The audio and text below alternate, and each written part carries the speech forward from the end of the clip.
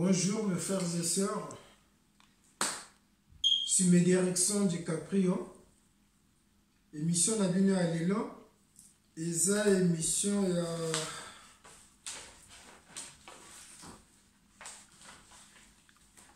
lelo eza émission ya Monsieur Claude Makaya. Monsieur Claude Makaya qui a été escroqué par sa propre sœur qui est Cynthia Makaya. Donc ça se passait à Pointe-Noire. Donc émission elle est là. Tout le bela, eza titre nangoza affaire business abus de confiance. Abus de confiance, eza qu'on a maté à Tozopesa parce que monsieur Claude Makaya qui était escroqué par sa sœur Cynthia Makaya. Donc, monsieur Makaya, il m'a consulté, il a expliqué une histoire par rapport à l'émission de Salaki, que les gens qui sont à l'étranger, donc lui, il avait essayé avec sa sœur, ça s'est mal passé, et voilà, aujourd'hui, a contacté un peu une histoire. Donc, à la chaîne qui est MDTV. Nous avons la MDTV Vérité Polélé. Donc, monsieur Claude Makaya a bien qui grande sœur qui est Cynthia Makaya au niveau de Pointe-Noire. Tant que bien allumé Yaya, pour l'instant, tu fais quoi? Grande sœur là, le non, bon petit frère, pour l'instant, je fais rien, je suis à la maison. Allez, bon, ça la taille là, comme maintenant, je fais rien. Elle dit bon, moi je t'envoie 1000 euros, au ça l'activité non. Au moins de rester comme ça, tu as 2 enfants, c'est pas logique. Donc Claude Makaya a tindi 1000 euros côté à Cynthia Makaya qui est sa grande sœur. A tindi 1000 euros ça là à faire naïe. Une semaine plus tard, Claude Makaya a bengi Cynthia qui est sa grande sœur, a le biné bon yaya. Moi, j'ai acheté 2 bus. Dans ce 2 bus, dans les autres signes de bus, au gérant, chaque fin du mois, au Bandezoa, salaire de Nakati. Yokani Lekinaya. Claude a essayé, vraiment, s'il te plaît, pour le ban, ni papa, ni lek, monsieur Swana. Donc, ça, c'est secret, bus, ni balé, tout ça. Non, d'accord. Yokani Bango, mi balé, bus, commune à Pointe-Noire. Claude, Cynthia a géré le bus. Abandon géré le bus, le bus après sa grande sœur qui est Cynthia a contacté monsieur Claude Makaya. A dit non, Nampaka bazoteka le pango. Bazoteka le pango Nampaka n'a pris à 8 millions. Comme si eux en a terrain, moi je préfère au Somba, terrain à Mambongo Nazua. Il y a le même, la grande sœur là-bas, tu as combien? Ah non, on a commune à 3 millions. On commune à 3 millions. Bon. Dans le pan, ils ont combien? 8 millions. Le maire, pourquoi débattre? Oui, tu as 7 millions. Et maintenant, monsieur Claude Makaya, il a envoyé 4 millions francs CFA chez sa sœur Cynthia Makaya au niveau de Pointe-Noire. Tant qu'on a dit 4 millions, grande sœur Népé, à Zimbongwana, à Kosoma le Pango, Nampaka. Tant qu'on a mis le pango, au moins on a combo ya Claude Makaya, à côté de le pango on a combo Nemoko Cynthia Makaya. Donc on a commis propriétaire à le pango on a sali ba papier et tout, on va ça la pauvre a sali permis d'occuper, a sali makambo tout, et le pango Nemoko. De maintenant, Cynthia, elle a une fille qui a 19 ans. Sa fille, elle s'appelle Louise. Donc lui, c'est la nièce de Claude Makaya. Alors lui, ma fille, moi j'ai acheté un terrain. Dans Bongo, nous on a Tindaka le pango. Comme celui-là en France, s'il a pu, à Tindabiso, 4 millions plus Nambongo, qui a 3 millions, tu as le pango, on a un bus. Donc, il y a la potokuna, ma soleil Vanda, il est pour lui bien là-bas. Donc, biso, moi je dois en profiter. Là, je dois, opportunité, on a côté Kangotini, on a le pango, on a Tina Kombonanga. Une fois je ne suis plus en vie, peut-être, moi, fuite au Bima, il faut protéger, où est là, bien dans le pango on a tiens mon combo nangamoko mais le pango une fois je ne suis plus en vie et ça le pango non mon année lui ça lui non maman ce que tu fais c'est pas logique tonton il est là de temps en temps il me tape sa vie sur moi coup de main mais aux mbongo on a le pango au son de le pango moi tiens na combo né au tina combo non comment je suis pas d'accord maman faut zongi ça le pango gagné côté tonton le mais toi tu es bête on dingue on va la pointe noire ah pétrole avait été avec mes hommes Kabouli on a eu un des CMV donc à lebi na mon année ceux qui li kambo et bini au lebi à tala ba koko no bien côté no kono sache que toi et moi c'est fini na le sous maman noté donc tu m'oublies durant toute ta vie moi on n'a pas eu bon moi avant de me suivre donc c'est ça tant qu'on sombi le pangwana na mbongo ba alors gérer ma bus mbongo kosi a tongi manda kokuna 2 chambres salon toilette cuisine à clôturer le pango tant à clôturer le pango ou alors vendre kota papa ni alors bien papa non papa nga nazuma ko moko boy nazo gérer ba mituka ya gronanga donc après sina moi salaire mon na vendre le kati le pango na bino na koli donc na ko futela nga na mpaka mais azon le matin na papa ne qui a sombi le pango ako vala na le pango om leki na tinda gimbongo ako si papa ne na ko futela sans peur mais toi tu travailles pas on de futela ndako tant au futela ndako na moi ndambo bazo peso est-ce que tu vas t'en sortir non papa t'inquiète je vais m'en sortir papa n'a le bon problème est atteint azun mon année ba ko fandana et maintenant Claude a béni ah mais la sœur l'argent que je t'avais envoyé au Somanga le Pango, est-ce que tu avais acheté le terrain? Il y a un équipe Sentia répond non. Moyena, Bengayo, Zalakite, j'avais un peu de soucis.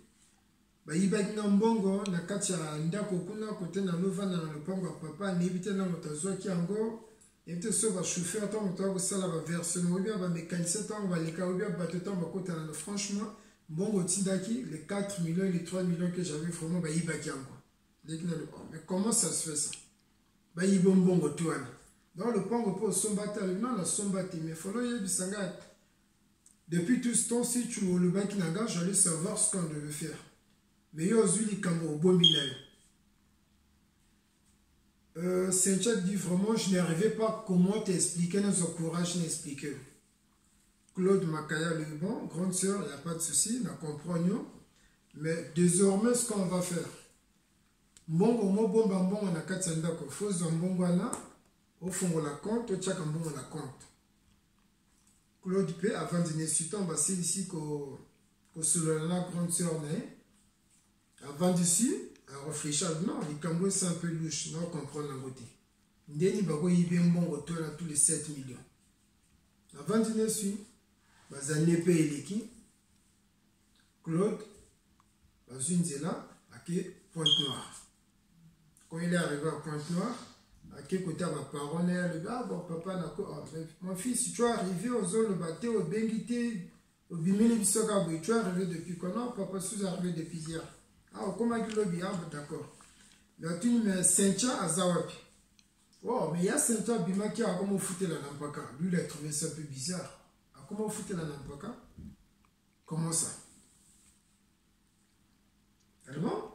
Est-ce que beaucoup de gens ont de l'exenga côté azova na nampaka kuna ba pesiele kine akoti ke kuna akomi nampaka sœur né qui Saint-Tcha amoni Claude ah mais Claude depuis quand na on kuisa ma zone tout ça ah il y a ka lobby OK bah maintenant tu veux prendre kana songa bière bien non la posa kamba et puis na kamba ba pesiele mai Amélie. Donc, moi, mais comment ça, tu ici là, tu es chez qui? On a un foot là, tout ça, oui. Les qui a le but, bon, il y a un manga là, il y a un projet, donc si aujourd'hui, tu as ça là, compte, oui, ça va combien pour un ça là, projet là, parce que j'ai que 1 mois et demi ici. Non, bon, parce que ma bus soit là pour Tindaki et ça là qui a accident, tant que ça là qui a accident, ça a fait je crois 6 mois, 7 mois, et le vent dans le garage, dans le bongisango, malembe, mais je te comprends pas. Il bosse et puis ça va y 7 millions là qui n'ont pas. Ah, bus mon repère ça l'accident, aux autres ils s'engagent. au nombre vu baïbaki mbongo ebele 7 millions après motuka pe c'est l'accident donc si na le ballon tu vas le prendre ça autrement peut-être na zo ko sori bien ni mais na bongi ça kango ba bus so sala d'accord donc tu as combien on a 3 millions là bazanyo il est qui a 3 millions vraiment la sœur tout ça la débattre moi je te donne 48 heures prends tout ton temps bon au réfléchir moi je reviens ici dans 2 jours. Excusez-moi. Claude a ici la Saint-Jean. Je reviens dans 2 jours. On appelle sur 48 heures. Claude a su nzela abimini. Tant que bima la porta yoana bakutani la nièce née Louise. Donc Louise c'est la fille de Saint-Jean Makaya. Elle va avec tonton depuis quand tout ça va simba yoana bazo solo la méthode. Nous connaissons Claude toujours longue au Kanga. Alors mais tonton je crois que tu n'es pas en bonne humeur. Claude a levé na nièce na bon, c'est des choses qui arrivent. Il y a moi dans mon cœur.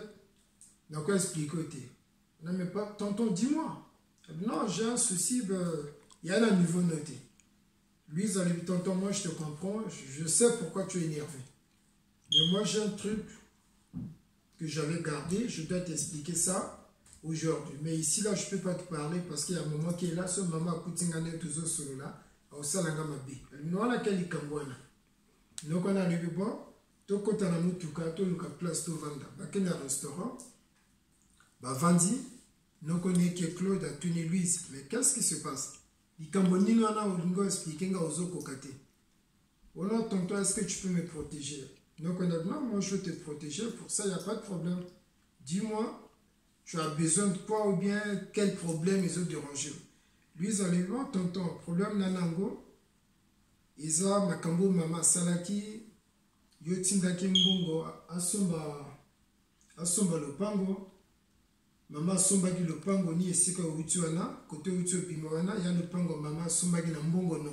Tango tindaka asomba le pango na pakani le pango wana asomba ki. Na ndako wana oya tongaki. Ya na atongaki wana na mbongo ba biso ba versement ekoteka. Donc mama yebisaki nga. Kolobana no côté na sombi le pango na tina kombone moko une fois qu'elle n'est plus en vie ngana ozo le pango na parce que ça yemota sombi mais a sombi le pango na mbongo no o tinda ki ba somba le pango donc il y a le pango na tonga sombi tina kombone moko ngana lubaki nema maman ce que tu fais c'est pas normal faut zongi sur le pango kota lekino parce que lekino yemota sunga biso le col nanga yemota futaka. Yo paye mon takipé que donc ma cambozo ça là moi je ne suis pas d'accord. Maman il s'engage sur le but vérité wana akoboya ngana ça sur moi la nete au tianga libanda. Donc je t'oblige à bomba secret wana mais il va un jour où il y a en Afrique to kutana na ko expliquer ngo. Claude Alebi ma cambozo le est-ce que c'est solo? Ouais c'est solo personne na menu là devant bateau. Est-ce que tu peux arriver ou expliquer ndingo expliquer on a ton temps. Donc expliquer ma kambondengezi. Bon, ce qu'on va faire, tokende na ndako kota papa nangake o aza koko no, tokonde soye, tokende kota la sœur Saint-Jean, to bongisa likambo. Bazwin zela, monsieur Claude Makaya na nièce ne Louise, bakena kota papa na ye. Claude a levé na papa ne vraiment papa moi j'ai un grand souci. Tu dois m'aider. Tu dois m'aider donc na yeko zoto kende kuna to bongisa likambo na papa ne que monsieur Makaya tunia mais au komi lobby likambo nino na ozu yango skasko parce que bino ba parisiens parfois vous allez na mwa mobulu au komi awa komo tia mobulu mais au komi ka lobby alors papa to kende qu'on va arriver sur place voyez ba vérité tuana bazunzela bakena le pango ya Saint-Jean Makaya ampaka. Donc, dans le pango Saint-Jean Makaya, Saint-Jean moni papa ni na petit frère nae, na mwana ne Louise. Bakoti wana. Saint-Jean tuni mais qu'est-ce qui se passe? Papa na mais là que na yugo zongana azui likambo, to iya on évite so to yugo zo to no bongisa likambo wana. Claude Alobi, est-ce que vous pouvez biso bakiti to vanda? Ba vandi. Claude Makaya, lui na nièce ne, ou azana kombo ya Louise, alobi bon Louis, explique-moi ce que tu m'as dit là-bas quand on était au restaurant devant ton grand-père et ta daronne. Louis alobi vérité tout non, il a sombaki le pango, tonton atindaki mbongo va somba le pango, maman a sombi le pango atina kombo na ye. Donc place où te vendia le pango, il y a tonton. Tonton atindaki ba bus mi balé ba moi gérer. Donc maman il s'agna sona alobi vérité na moto. Au salanga mabe, nous allons sous maman moi na niti. Donc on a bomba qui s'écrona, tant que tonton ailleurs, n'expliquer dans nos konanga.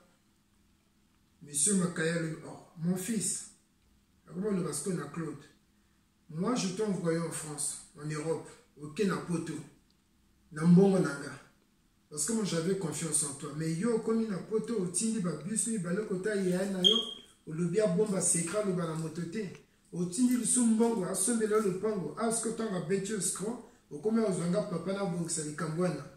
Voilà, lui, ça télémie à Gomolo, non, le pango.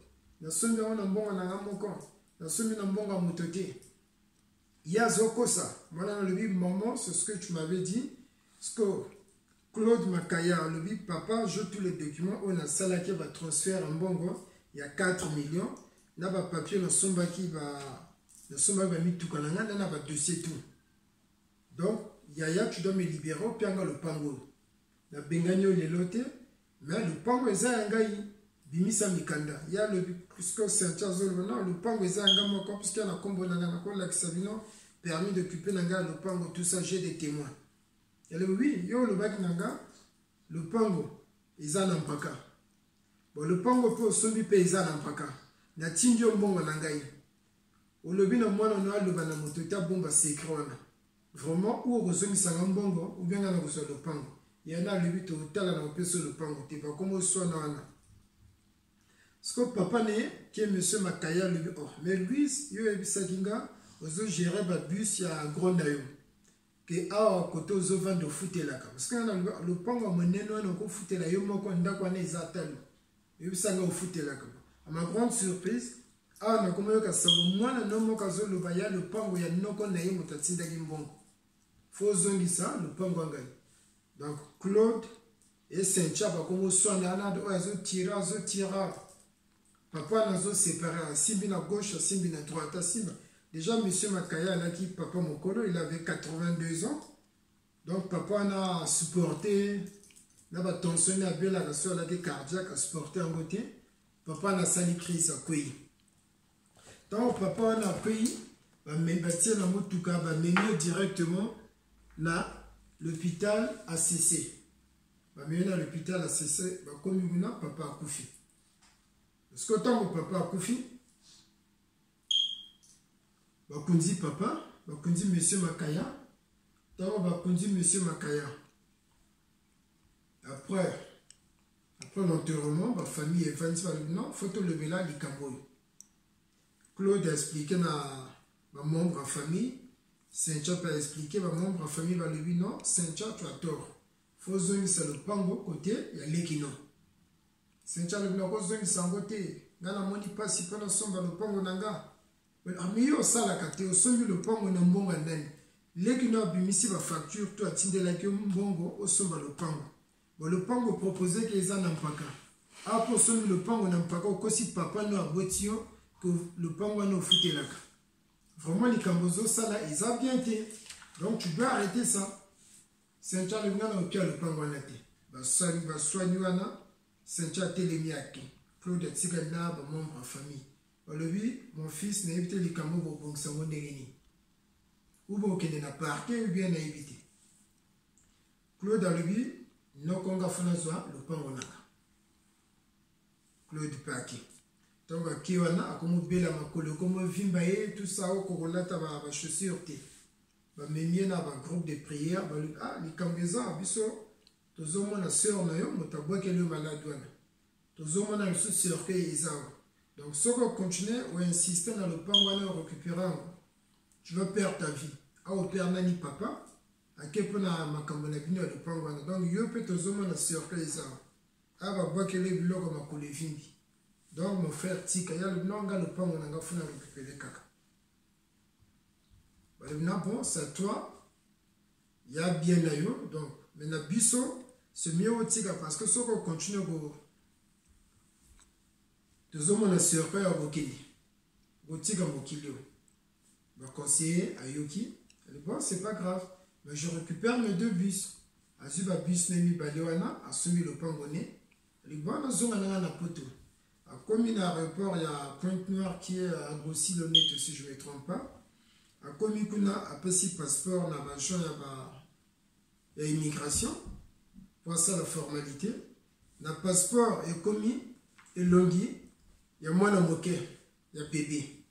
Mais monsieur Makaya, mais passeport au Pessibiso, comme ils sont normal. Mais photo, ils ont moins de moquet. Est-ce que vous voyagez dans le monde? Non. Il y a passeport, il y a la photo sur résident en Italie.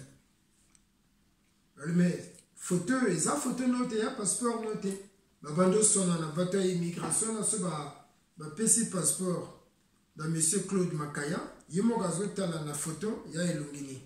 Mais ce qui est ici, passeport, na bajon bazotala, il y a un bébé. Basali débat wana, volpe, et que monsieur Makaya, Claude Atikali. Tant que Atikali, alors le cambo vraiment est comme compliqué. Non, tu es prêt, tout le monde. Donc on doit aller là-bas, attendre le cambo. Baké na prêt, toi, attends, commis. Non, monsieur Claude, toi, na photo de 3 jours. Tout semble là. Pour tout le monde, l'esprit m'a bien. Ils ont grande sœur non mutazo salandingwana. Parce que grande sœur n'a promis, ils ont la boutou, ils ont la mouille au kokangate. Tout à la place ni aux le pangwana. Donc expliquer après tu as après tu non. Ils ont sœur non mutazo salandingwana. Donc tous au moins a déjà sœur que donc calamité, ce qui insiste dans ma cambo le pangwana au kufa. Après, tu as un peu à Sambeli pendant 3 jours. Balongoli va esprit à ma vie. Non, moi je dois t'accompagner à l'aéroport. Pour moi, mon ami n'est pas là. Après, tu as accompagné, à PCP passeport, mais problème, sans problème, l'équissier à Kenya, en Italie. Donc, mes frères et sœurs, sujet à Boye. Nicolo a bien matériel au père de papa a Koufi, dans l'équipe au Kabwani. Score. Biloko na aweli le pango nenda kwana. Est-ce que tant qu'on koufa au mimango? Même la conscience na imoko. Au père, papa ou ya boti bino pour la bêtise na bino, ozo ou la bien matériel. Ils ont bien été dans Mboka Italie, ils ont passionné. Claude il est résident en Italie, naturel. Donc, Turin, ils ont ville, ils ont la carte en Italie. Naturellement, qu'on a passé ça, qu'on a en Italie déjà mis ça là, eux ils ont passé. Aide sociale ou les athées. Donc c'est pas comme ici en France. Moi, aide à Mickey Mikwana, va couper sur APL. Donc là-bas, si l'appartement coûte 700 €, tu dois payer 700 €. Mais ça les athées. Donc moto ça il m'a cassiné. À son but de bus, à Tindeli au géré, Boyokani. À Tindeli Sumbongo, Sumba le Pango, Mbongo, Sumba le Pango, Tina Kombo Nomoko. Bon, c'est comme à Kambaboye. Bogolobano, parisien, ou bien Congolais, vendre